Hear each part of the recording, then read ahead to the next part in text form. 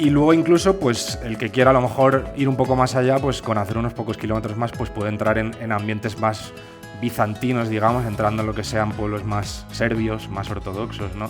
Con sus cupulitas de colores, estas cosas. Y además me parece un viaje muy interesante por el propio trayecto en sí. Yo lo que planteo es hacerlo a través del río Neretva, que hace un cañón precioso. Y tanto la carretera como una vía de tren que van particularmente entre Mostar y Sarajevo, pero ya también desde Dubrovnik, pues es un viaje panorámico que es una pasada, que además tiene bastantes sitios donde parar. Y luego hay una segunda cuestión que es puramente práctica, que decía David antes. Dubrovnik se vende solo y Dubrovnik es, por la demanda que tiene un aeropuerto con mucho tráfico, que nos sitúa en un lugar que por lo general es difícil de acceder desde España, digamos, a lo que sería Sarajevo, Montenegro.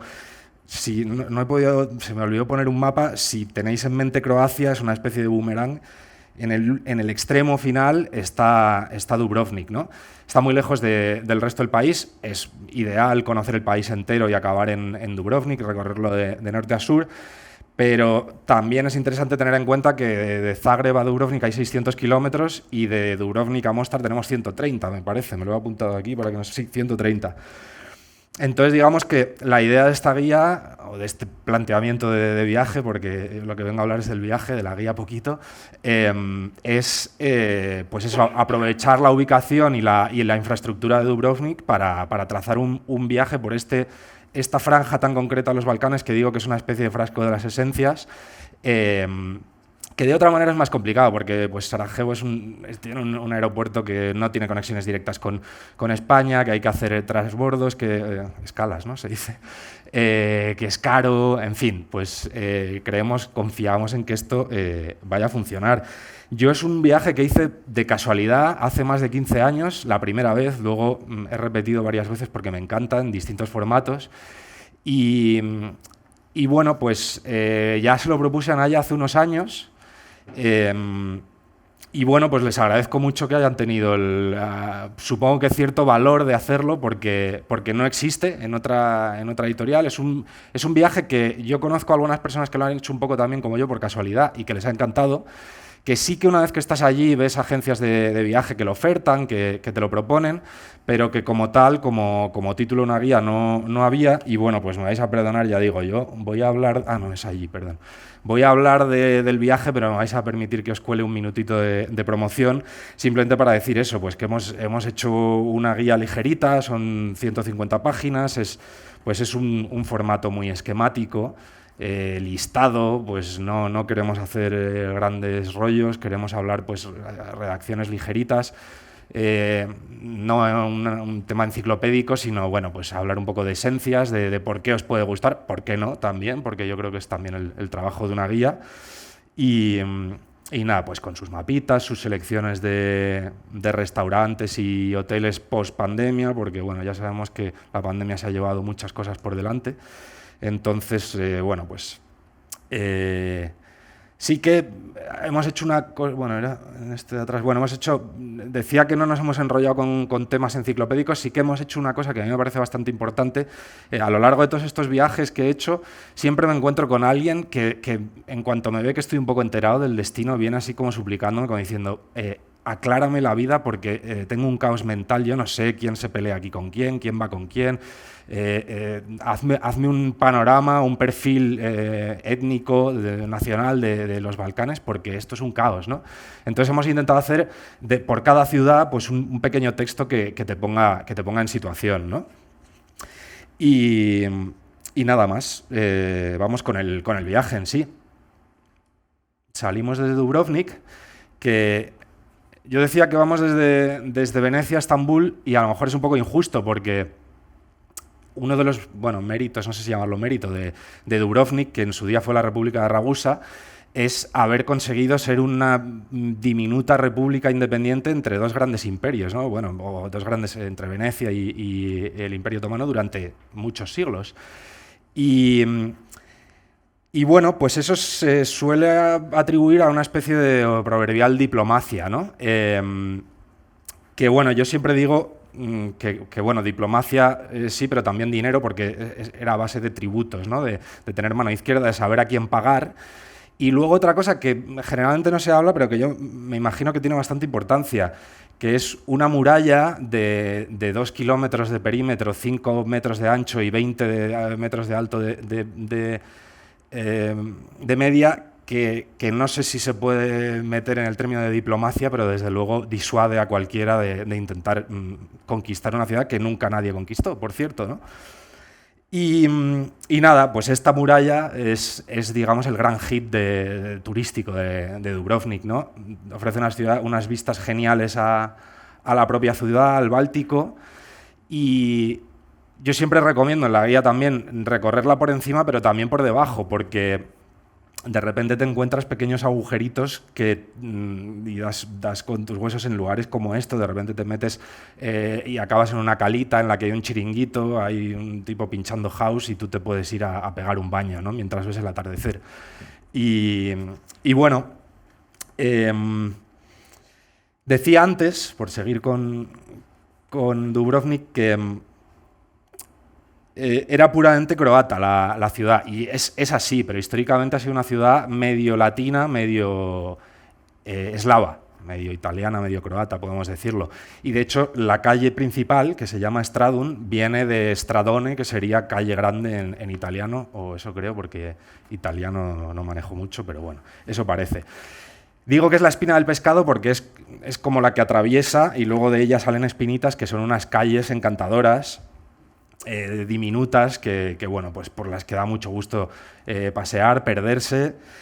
Y bueno, volviendo al tema del modelo diplomático de supervivencia, os quería hablar del Palacio del Rector, porque no sé si lo idealizo, pero a mí me parece que es bastante probable que esta pequeña república haya sobrevivido por un formato de gobierno muy peculiar, que es una especie de protodemocracia, en la que se elegían, desde el siglo XIV o algo así, se elegía una asamblea de nobles, se elegía un rector que solo podía gobernar durante 30 días, no podía repetir hasta los 2 años y no podía salir de este palacio del rector, que era su sede de gobierno, sin todo su séquito, digamos, como a mí se me explicó como que era una manera de que no pudiera hacer viajes furtivos en busca de intereses sospechosos, ¿no?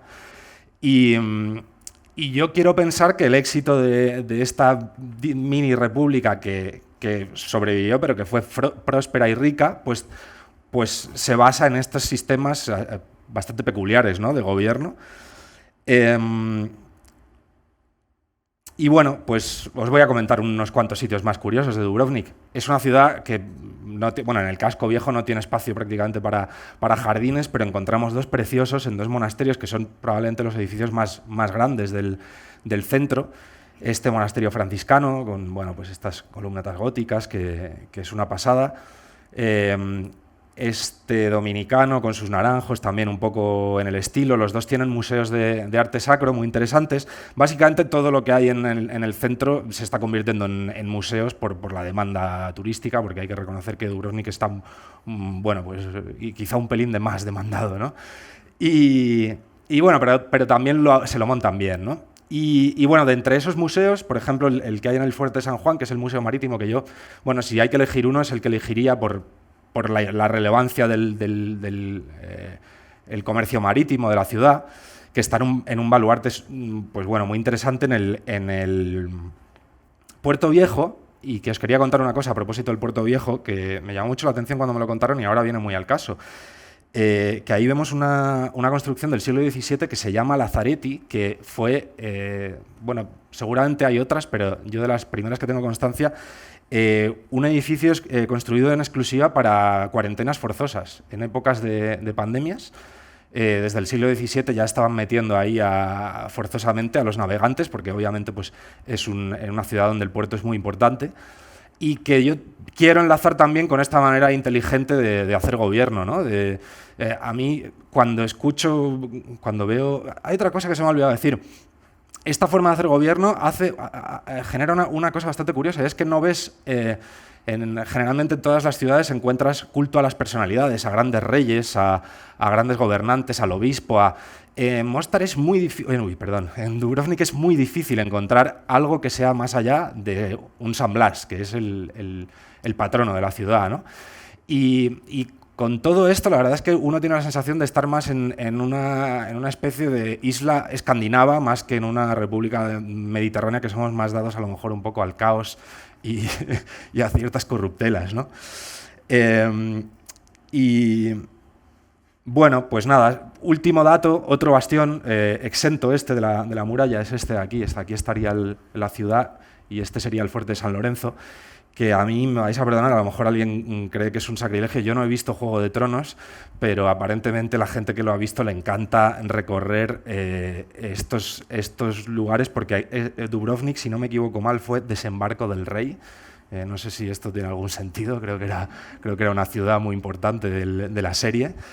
Y bueno, a ver, la serie ya va teniendo años, ya pues va perdiendo importancia, pero sí que es una industria curiosa de mucha gente que está por la calle ofreciéndote hacerte un tour por los escenarios, porque ellos mismos pues a lo mejor estuvieron colaborando, haciendo de extras, incluso alguno va con un folletito con fotogramas de la serie y te dice, mira, este soy yo, tal. Y, bueno, pues un guiño, ¿no? a esta serie. Nada, vamos a ir hacia Mostar ya, pero antes... a ver, esto se plantea como un corto viaje que lleva en el subtítulo, pero esto, bueno, pues como siempre, se puede hacer un viaje de 20 días si hace falta, ¿no? Antes de salir hacia el norte, hacia Bosnia, pues oye, a lo mejor se pueden visitar algunas de las islas que hay cerca de Dubrovnik, que aparte de tener buena infraestructura de aeropuerto y de autobuses y todo eso, pues también tiene muchos barcos que te llevan a archipiélagos, a islas, como pueda ser, por ejemplo, Lokrum, que es una isla que está habitada por pavos reales, básicamente, donde bueno, hay una tradición de 1000 años de jardinería exótica. De hecho, me lo he apuntado porque se me iba a olvidar, viene de agrumen, que es fruta amarga. Bueno, en fin, pues hay una curiosa tradición de jardinería exótica. De hecho, se dice que aquí naufragó Ricardo Corazón de León cuando volvía de las cruzadas y que por eso financió la catedral de Dubrovnik. En fin, bueno, un sitio peculiar. Stone, a ver si sale. Este sería el límite a 50 kilómetros. Podemos hacer una L para ir hacia Mostar. En lugar de ir directamente, podemos hacer 50 kilómetros por la costa y llegar a la última ciudad por el límite norte de lo que fue la República de Ragusa, de Dubrovnik. Cerrando una muralla, la verdad es que es espectacular, pero eso sí, hay que estar en forma para recorrerla, o sea, unos muros increíbles. Hacer esa foto en verano te lleva por lo menos pues, como 1 litro de sudor o algo así. Y que era muy importante por las salinas, que se pueden visitar, que hay una visita guiada muy chula, hay un pequeño museo, y que tienen una oferta que, bueno, yo no sé si la colarán mucho, pero que consiste en ir a trabajar allí una semanita, te dan un alojamiento un poco cutre y puedes ir ahí a trabajar con ellos en las salinas, pero bueno, una experiencia que puede ser curiosa.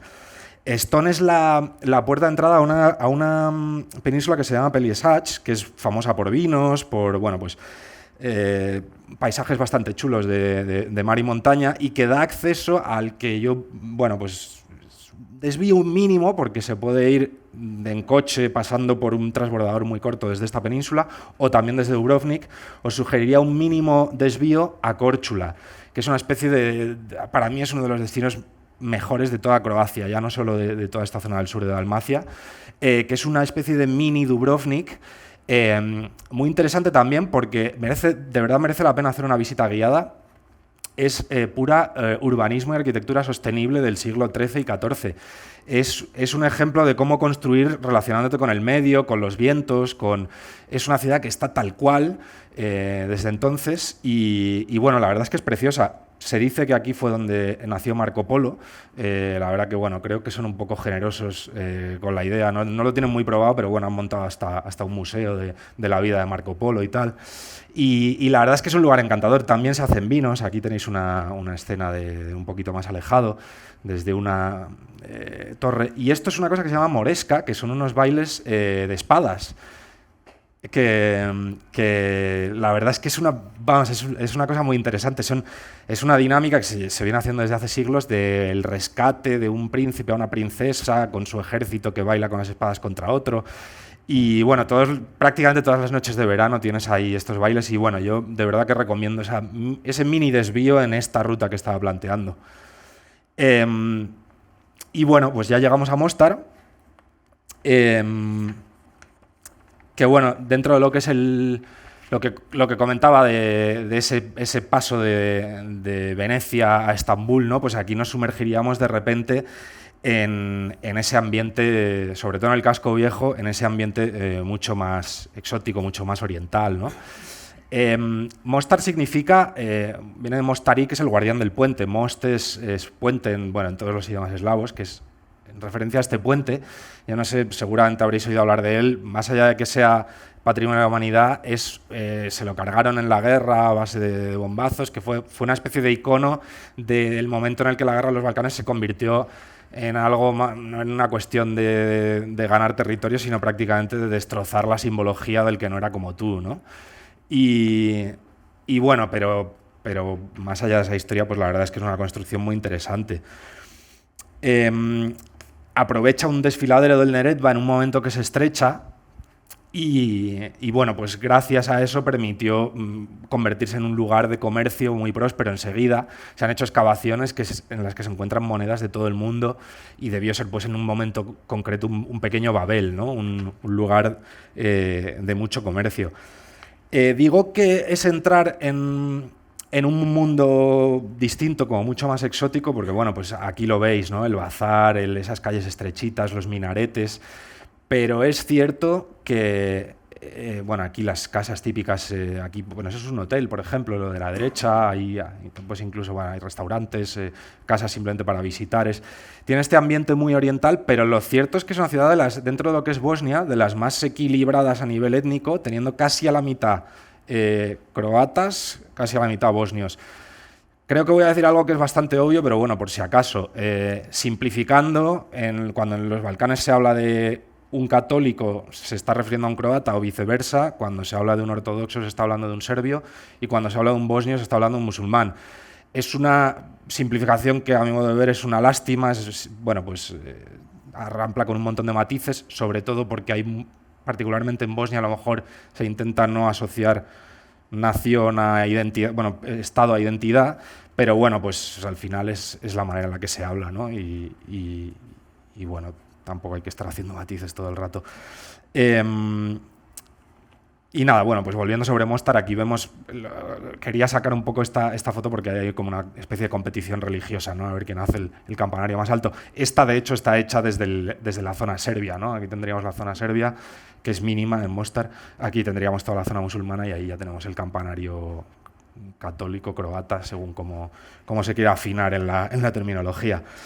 Y quería cerrar Mostar, bueno, luego haré una pequeña escapada desde Mostar, pero quería cerrar Mostar hablándoos de la Plaza de España. No he traído una foto porque francamente es muy fea, para qué nos vamos a engañar, pero es un lugar clave en la ciudad, es muy céntrico, es muy importante y bueno, yo creo que al público español seguramente le interese saber que existe y por qué existe, que es, digamos, una especie de tributo a la misión durante la guerra y posterior de paz de las Fuerzas Armadas Españolas, durante la guerra de los 90 y luego posteriormente.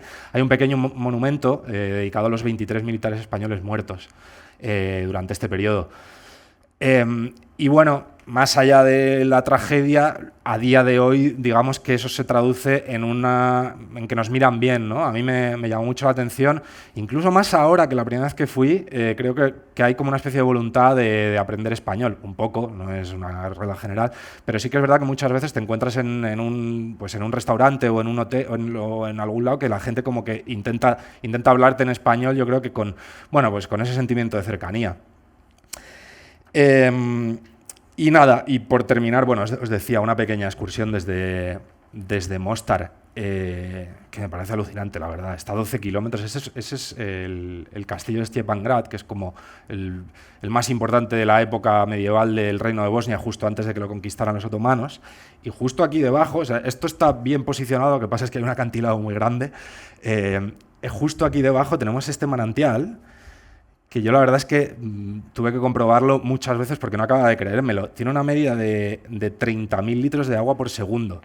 Es impresionante, o sea, tienes un río, o sea, el manantial está aquí, o sea, ya tienes este río a nada, ni siquiera a 2 metros, nada más empezar el manantial. Es un río gigante, que además es un aire acondicionado, es un chorro de aire acondicionado con sus, bueno, ahí tenéis las terracitas, tal.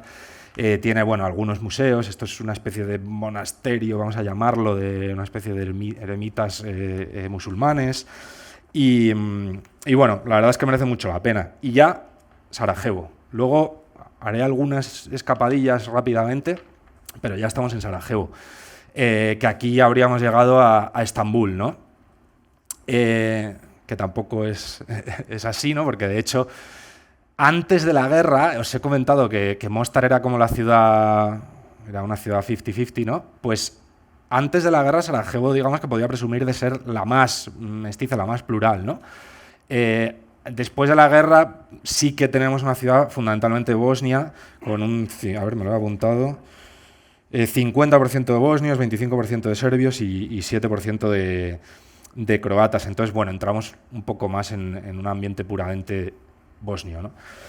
Es una ciudad que yo creo que la gente, la mayoría de las personas que van, les pesa mucho o les llama mucho la carga histórica, ¿no? Yo, leyendo sobre Sarajevo, he leído cosas como que es el Jerusalén europeo, el Damasco del norte, y hasta una cosa que es un poco rara, pero que se dice en Estados Unidos, que es el San Francisco del Este, que, en fin, no sé.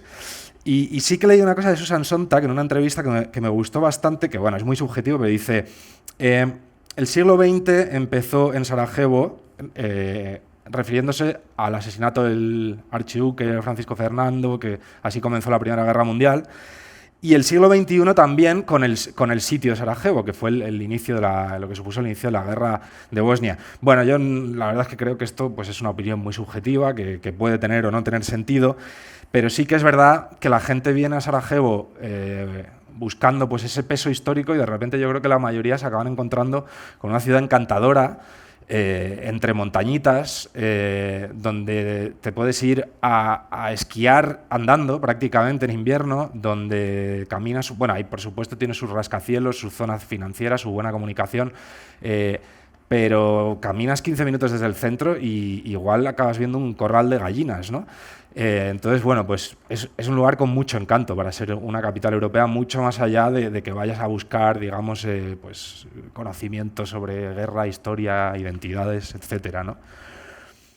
El centro histórico, el casco viejo, digamos que tendría una parte otomana y, bueno, una parte austriaca, podríamos llamarlo, ¿no? Sarajevo pasó a formar parte, bueno, oficialmente ya a principios del 20, pero a partir de 1878 es un protectorado del Imperio Austrohúngaro.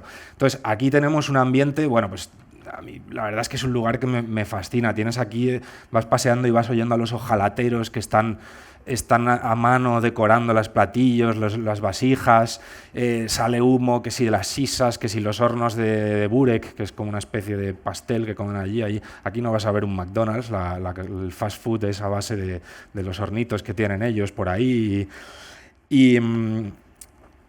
Bueno, pues tienes, bueno, por supuesto, mezquitas, bazares, tienes carabasares, que al final Sarajevo se hizo importante como un punto de paso para caravanas que venían pues, de tránsito de comercio Oriente-Occidente. Tienes, bueno, esto igual es ya meterme en el, ¿cómo se llama? Husrev Bey, el Vakuf, que es como la herencia que dejó un gobernante, que básicamente es lo que hizo, lo que puso a Sarajevo en el mapa, pues con madrasas, con escuelas musulmanas, mezquitas, mercados, en fin. Y creo que sí, ya nos vamos.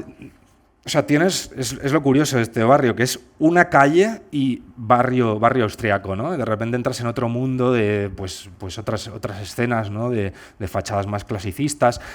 Aquí tenemos la catedral católica, que se podría, bueno, el corazón de Jesús, no, aquí se dice Sagrado Corazón, ¿no? Que tenemos por fuera, a mí por lo menos desde fuera me da una sensación como de un estilo arcaizante balcánico puro, medio medieval, y de repente entras, y a mí esto por lo menos, bueno, claro, esto igual es un dato friki de quien conoce mucho estas zonas, pero me veo en una catedral modernista de Praga o de Cracovia o... Entonces, bueno, pues es un choque de repente bastante importante. Esta es la catedral ortodoxa, que bueno, pues que digamos que tendría ese toque más bizantino, ¿no? Todo esto pegado una con otra, y justo en medio la mezquita. Uy, perdón, sinagoga. Uf, se me están acumulando las palabras, perdonad. Que es una, bueno, esta es de principios del 19, es una reconstrucción, pero originalmente es una sinagoga de la comunidad sefardí que salió de España. Y os quería hacer bueno, en este intento de establecer relaciones España y esta zona, os quería leer una cosita de Alfonso Armada en su Sarajevo, cuando estuvo allí cubriendo la guerra en 1992. Asistió aquí al 500 aniversario de la pérdida del paraíso, es decir, de la expulsión de los judíos de aquí de España, y dijo una frase que me dejó bastante fascinado. Dijo: han conservado un hermoso español con el que condenan la agresión que sufre la ciudad. Hoy, desgraciadamente, pues ya no existe esa comunidad, pero bueno, esto fue hace 30 años, ¿no? De todas formas, el culmen del mestizaje no es esto, es... Uy, me he pasado. Esto, el ayuntamiento. Os decía que Sarajevo en un momento dado pasó a formar parte del imperio austriaco, bueno, en este caso austrohúngaro, y esto digamos que es como el icono de un edificio que fusionó estilo más oriental con un estilo más occidental, que bueno, que os recomiendo encarecidamente que lo visitéis, porque además tiene un montón de exposiciones, de museos que sirven mucho para entender la ciudad. Me vais a perdonar, voy a mirar la hora porque creo que me estoy pasando un poco. Bueno, todavía no demasiado. Y bueno, desde aquí puedes hacer un viaje, un pequeño paseo por el río, el Miachka. Este es el Puente Latino, que bueno, en principio no tiene mucho interés, pero es el lugar desde el que Gavrilo Princip asesinó a Francisco Fernando. Es un lugar bastante curioso, la verdad, porque ha habido en esta orilla ha habido monumentos a los asesinados, al asesino, luego se quitó, luego se volvió a poner, luego se... Y el simple hecho del significado que le dan unas partes y otras, unas etnias y otras de los Balcanes a ese asesinato, la verdad que es... bueno, es una historia que merece la pena y es muy ilustrativa de cómo se revisa la historia. Bueno, ahora Gavrilo Princip, digamos que es una persona ensalzada por nacionalistas serbios, repudiada por bosnios, y que hasta la caída de Yugoslavia era una persona que tenía monumentos por todo el país, ¿no? Bueno, en fin, datos curiosos. Esto sería, bueno, una de las partes del nuevo Sarajevo, Festina Lenta se llama, que es una expresión latina que significa algo así como apresúrate lentamente, ¿no? Sí.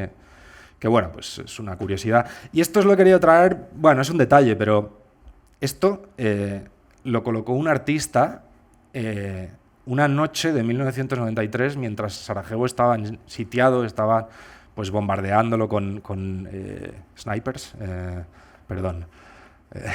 francotiradores. Pues el tipo cogió y entre unos amigos y tal colgaron esto que le hizo llamar en la cuerda floja. Y bueno, pues en fin, un detalle, por comentároslo. Río abajo, volviendo... bueno, no, perdón, os quería comentar antes esta colina, que es donde... Hay mucha presencia, en Sarajevo es muy importante la Olimpiada de invierno del 84, es como algo de lo que se sienten súper orgullosos. Y que a duras penas han conseguido preservar algo de algunas de las instalaciones de ahí, porque de hecho que esta era la zona desde donde se hacía el bowsly y bueno, algunas otras cositas. Se subía en este teleférico que os recomiendo mucho, tiene unas vistas muy chulas. Pero claro, con la guerra se convirtió en un campo de batalla. Y bueno, pues han perdido mucho patrimonio. Este en concreto es uno de los más icónicos y se ha convertido en una especie de galería de arte urbano, ¿no? Y la verdad es que es un sitio que le gusta mucho, es uno de los más populares de Sarajevo, no es bueno el más de belleza canónica, pero la verdad es que está muy bien, yo os lo recomiendo. Y ya cerrando con Sarajevo, os comentaba que siguiendo por el río entramos en la ciudad moderna, en el Gran Oeste, donde quizá os suene la avenida de los francotiradores de la guerra, que bueno, pues fue un poco las partes donde más guerra hubo. Tenemos, hay muchos tours que hacen, claro, son supervivientes, y además muchas veces te hace el tour un guía que era un niño durante la guerra, ¿no? Y que te cuenta pues cómo se escondía y tal, y te suelen llevar por lugares que quedan en esta parte de la ciudad. No os penséis que Sarajevo es esto, ¿vale? He cogido pues un edificio donde todavía se ven restos de disparos y tal. La ciudad, bueno, desgraciadamente tiene todavía algunas cosas que reconstruir, pero en general está bastante bien. No me quiero enrollar demasiado, pero bueno, esto solo como curiosidad. Esto le llaman las rosas de Sarajevo, que, claro, la media era, creo recordar, que eran 300 y pico proyectiles diarios durante 4 años de sitio. Os podéis imaginar que esta era la huella que dejaba un tipo de proyectil, claro, no todos, pero bueno, os podéis imaginar que había miles de marcas como esta al final de la guerra. Hay un pequeño movimiento intentando preservar unas pocas, obviamente no todas, y bueno, pues por si acaso las veis, se llaman rosas de Sarajevo. Esta en concreto está aquí, con esto ya cierro, que es el túnel de la salvación. Que bueno, la verdad es que es una experiencia un poco dura, pero os la recomiendo mucho. Sarajevo quedó cercado totalmente, y había un lugar que era el aeropuerto donde ese cerco era muy estrecho, porque a un lado estaban bosnios, cercaban en un principio yugoslavos, el ejército yugoslavo, luego serían serbios, y al otro lado sí que lo controlaba bosnios. Entonces, lo que hicieron fue un túnel de 800 metros, un metrito de ancho, 1 y pico de alto, con el que básicamente pues, estuvo abasteciendo la ciudad. Mucha gente huyó por aquí, pero era un lugar más de ida y vuelta, curiosamente, que de huida. Y tiene la peculiaridad de que estaba bajo el aeropuerto, que el aeropuerto lo acabó controlando, a partir del 93, las fuerzas de paz de la ONU, que nos vienen a explicar un poco el fracaso, uno de los fracasos terribles que tuvo esa misión, en el sentido de que se hicieron con el aeropuerto para poder realizar, digamos, tareas humanitarias en un Sarajevo cercado, pero al final, como se hacían en realidad, era de una manera clandestina bajo sus pies, ¿no? Entonces, bueno, pues es un lugar bastante significativo. Y nada, para terminar con destinos, luego os hago 2 cositas para terminar, pero para terminar destinos, decir que también hemos incluido en esta línea que comentaba, de que es un viaje virtuoso por muchos motivos, pero también por el propio trayecto, que es muy interesante, pues hemos incluido algunas posibles paradas. Stolac sería una de las opciones desde Dubrovnik a Mostar. Bueno, ahí tenemos, esto es una necrópolis católica previa a la invasión de los otomanos, que digamos hay un grupo, no sé si son 30 en todos los Balcanes, que es Patrimonio de la Humanidad, y la mayoría están en Bosnia. Esta es una de las más interesantes. Bueno, una ciudad, la verdad que muy, muy chula. Tienes una cascada en medio del pueblo en la que te puedes bañar, por si acaso queréis hacer un alto en el camino. Pochitl, este es el Nereteva. Digamos, aquí justo en paralelo a este río se hace la mayoría del viaje entre Dubrovnik y Sarajevo. Pues también una ciudad, pues que es bueno, un pueblecito, con perdón, muy interesante parar. Otra buena parada, no sé si habéis estado en los lagos de Plivice de Croacia, no está a la altura, pero bueno, no está nada mal, te puedes pegar un buen baño ahí.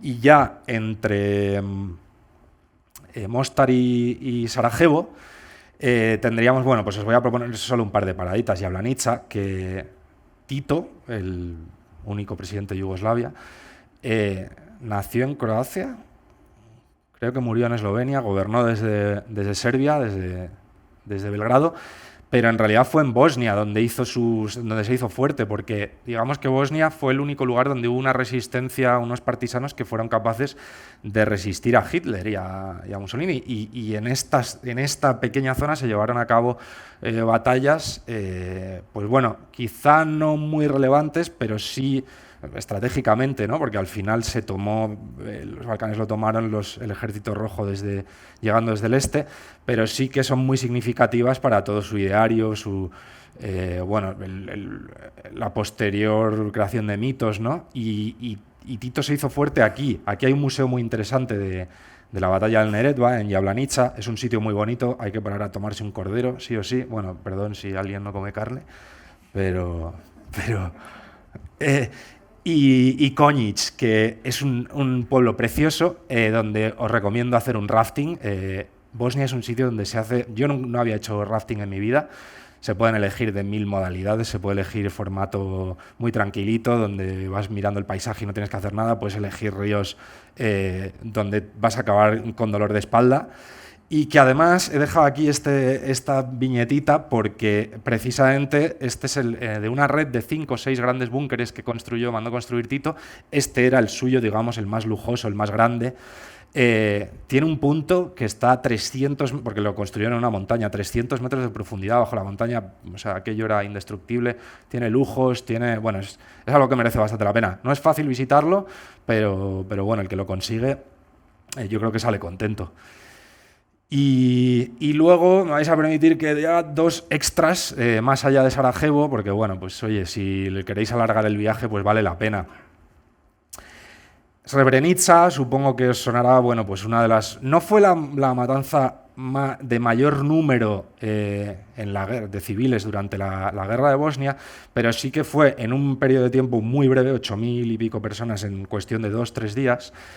Y una cosa bastante importante, bueno, aquí veis UN, o sea, ONU, de nuevo era un lugar amparado por las fuerzas de la ONU. Entonces fue un fracaso estrepitoso donde hay un centro de interpretación y un memorial donde todavía a día de hoy se siguen llevando cada 11 de julio, creo, ahora mismo no recuerdo.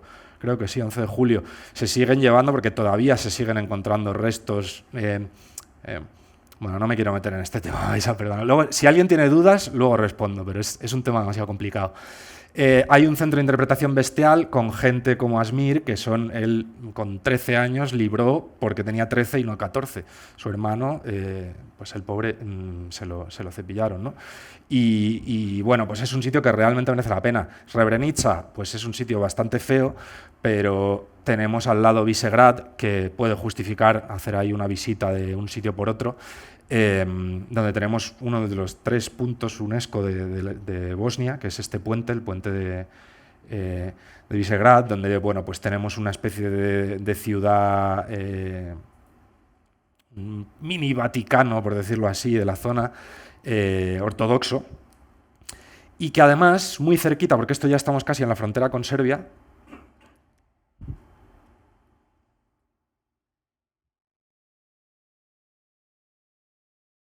Creo que... vale.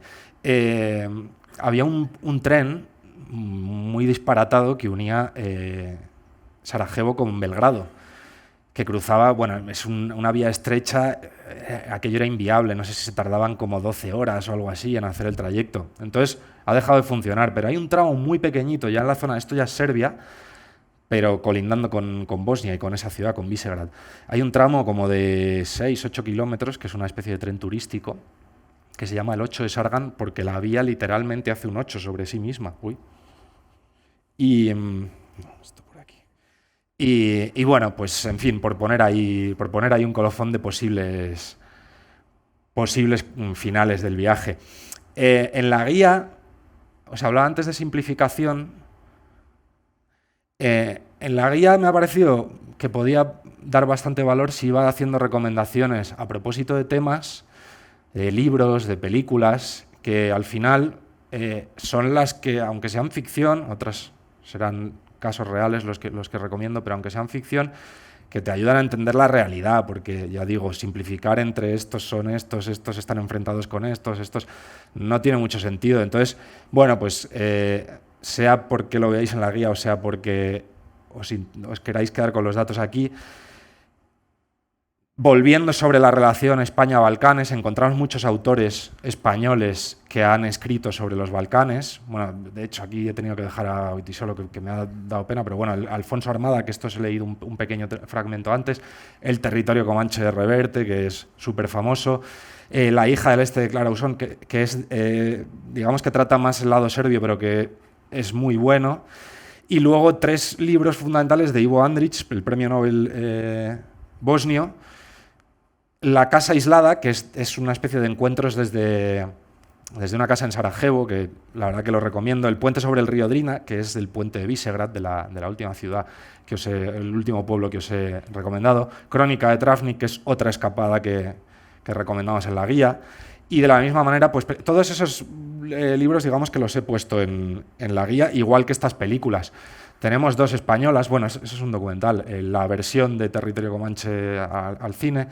Esto es un documental fantástico de una productora de Barcelona, de un locutor de radio de Bosnia que digamos que fue un poco la voz de la esperanza durante los días de la guerra, hasta que el hombre pues con derecho se cansó y se vino para Barcelona, y ahí llevaba 20 años hasta que le llevaron a Sarajevo y le siguen durante unos días.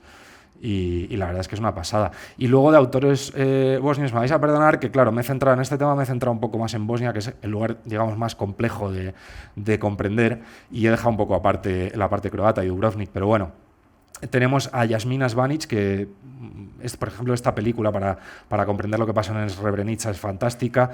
Esta para entenderlo el sitio de Sarajevo. Dani Stanovic, bueno, tiene esto es, pues, por ejemplo, sobre el significado de la figura de Gavrilo Princip. En fin, no me quiero enrollar demasiado con este tema, creo que ya tenía todo. Sí. Y nada, decir que lo siento que no se va a poder comprar la guía porque está todo el mundo en la feria del libro. No hemos podido traer un librero, pero bueno, pues... Ah, mira, me vais a perdonar una última cosa. No me ha dado tiempo, porque claro, tenía 6 y quería meter uno más. Por si os interesa, hay un perfil en Twitter que me encanta, es un periodista que lleva 20 años viviendo en Bosnia, que se llama Mark Casals, que hace unos reportajes que a mí me han parecido súper inspiradores para documentar esta guía, que además tiene un libro que se llama La piedra permanece, que bueno, en fin, creo que es un perfil, si os interesa Bosnia y tal, pues creo que los Balcanes en general merece mucho la pena. Y nada, volviendo sobre lo de comprar la guía y eso, que bueno, pues que ahora no se puede comprar, pero que se puede comprar en todas partes, en FNAC, en Amazon, en donde sea, y que si os gusta, pues siempre se agradece una reseña y cosas así para que la gente sepa que merece la pena, que espero que merezca la pena. Y eso es todo, creo que no me he pasado demasiado.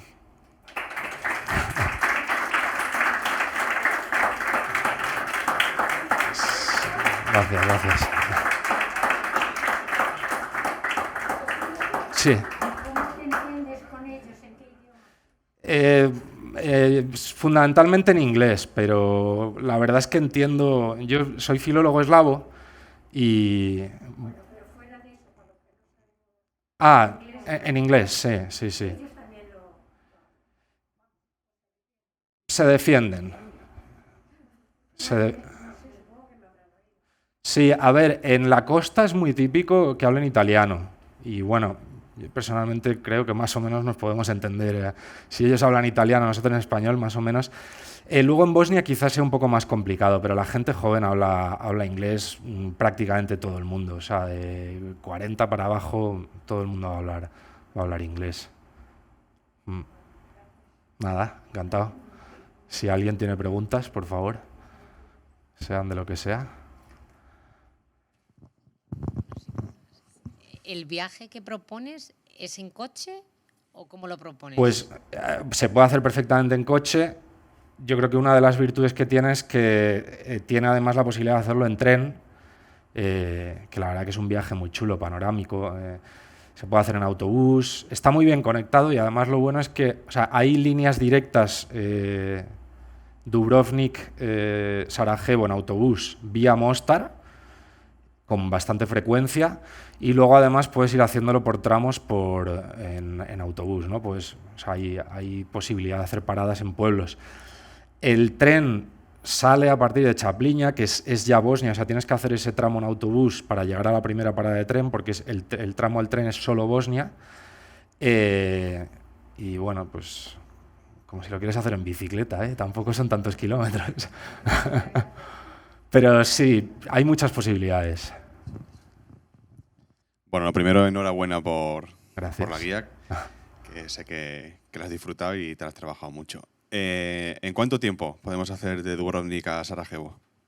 Pues, a ver, o sea, siendo muy, muy, muy rápido, si, por ejemplo, a ver, no tienes mucho interés más que en dar un paseíto, Mostar puede ser una parada en el mismo día en el que tú te vas de Dubrovnik a Sarajevo.